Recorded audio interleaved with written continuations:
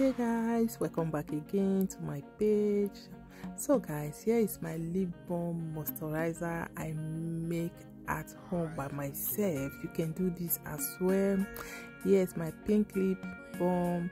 So all you need is Vaseline, guys. Vaseline is good to moisturize your skin. Like normally, if you don't have lip balm, you have Vaseline, you can use it to moisturize your lips. And second ingredient is coconut oil. I love the scent, I love the aroma. So guys, I'm using coconut oil. You can use any oil of your choice.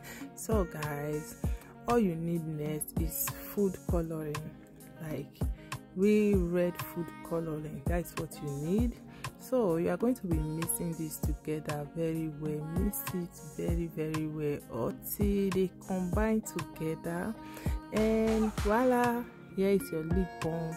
Like guys, you can use this, your kids can use this every morning. If my daughter is going to school, she always put it on her lips, and her lips will be shiny. And guess what guys, it stays a long time in your lips. You can stay up to 2 hours if you didn't eat anything, up to 2 hours before it will go away.